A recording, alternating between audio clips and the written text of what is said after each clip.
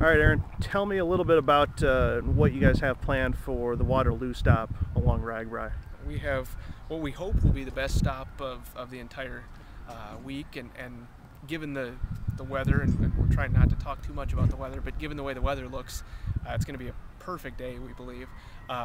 We're here at the main site. We have, as you can see, a pretty expansive beverage garden. This is all going to be a 21 and over area. Back on the grassy area, we'll have family viewing, so those who aren't 21 will have the opportunity to be there. And then you can see the workers right there up on the hill. That'll be the stage area. That'll be right in front of that. We have a very nice professional stage and three awesome acts that'll be on stage starting at 5 o'clock.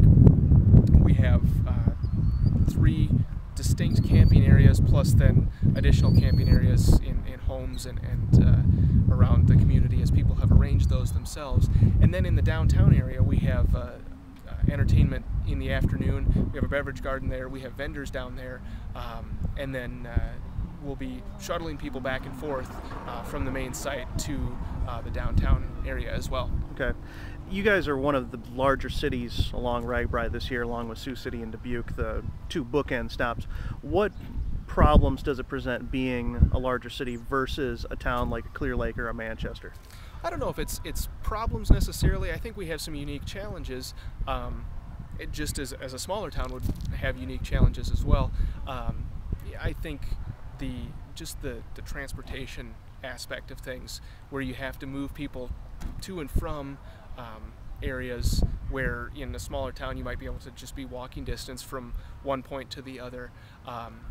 The other thing that I think we have found it to be challenges really is just, again, the transportation, but utilizing some back roads so that we're not directly conflicting with Highway 20, Highway 218, Highway 58, 57, and that's been slightly challenging. But at the same time, I think we have some more resources, just people-wise. We have some more resources to draw from that some of the other communities don't.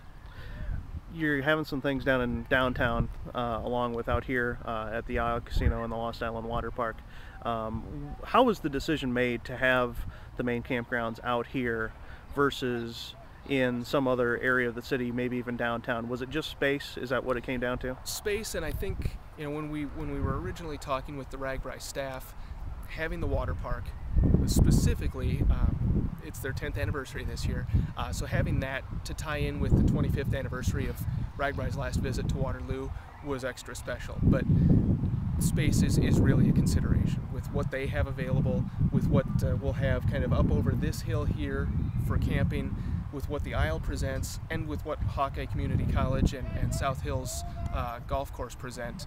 Just for space considerations, it made it a really not easy decision, but it made the decision somewhat much more apparent in what was going to be logistically workable versus if we had put people elsewhere in town, again, running into traffic considerations, worker considerations with the number of people in downtown who work in downtown and have to commute to and from work that day, and then just, again, the space, trying to put people in a more central location. And here we're a mile and a half maybe from our furthest point, where if we were elsewhere, you'd be having to bus people, and just the logistics of shuttling people would have been tougher. Sure. Every Ragbri stop, there are a certain number of people that don't use the campground facilities, that have a friend or family that they stay with.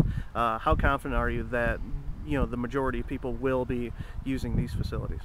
I think we've seen the number of housing requests, the private housing requests, and I think we're somewhere in the neighborhood of 150 to 160, and we've been able to assist in accommodating those people. I've also heard through the grapevine, and not through the grapevine, just publicly, that there are people staying with a friend in Cedar Falls, or a friend in Washburn, or a friend in Waterloo, and that's the beauty of Ragbri. Making those relationships here across the state of Iowa, making those relationships here in each community. People know people, and that's part of what makes the whole thing great, and makes the entire ride special for those who are partaking. Now, we also know that we don't have accommodations for 20,000 people through those private housing requests. We know that there's going to be a great number of people camping here at South Hills and at Hawkeye Community College, and those are the people who are probably going to make their way here, in addition to those from outlying areas that are coming in too. Cedar Falls was a stop just a couple of years ago. How much coordination or how much input did you get from those folks that ran that event into what you guys were putting together for Waterloo? We were able to tap those resources as much as we absolutely needed, and we tapped those resources quite a bit. Just from a standpoint of how did you lay out your committees, how many volunteers did you need, to how did your craft beer sales go, what should we expect from craft beer sales here. So I think we've had a really good relationship, and having them in our backyard has been extraordinarily helpful. Because we didn't have 5 or 8 or 10 years of experience, or 5 or 8 or 10 years ago experience. It was 25 years ago. A lot of those players no longer are here in town. A lot of the logistics, because it was 25 years ago, are exponentially different because you have so many more people. So the 3 years ago experience in Cedar Falls was tremendous for us. You're 2 days away. Obviously, there may be some last-minute things come up, but how confident are you that this is going to be one of the more talked-about stops this year? I think we're going to have a great stop, and I think what we have behind us right here in this interview in the water park, what we have in front of us here in the casino, we've got great shopping opportunities. We've got a huge beverage garden. We've got a great entertainment venue, and I think people are going to really enjoy themselves.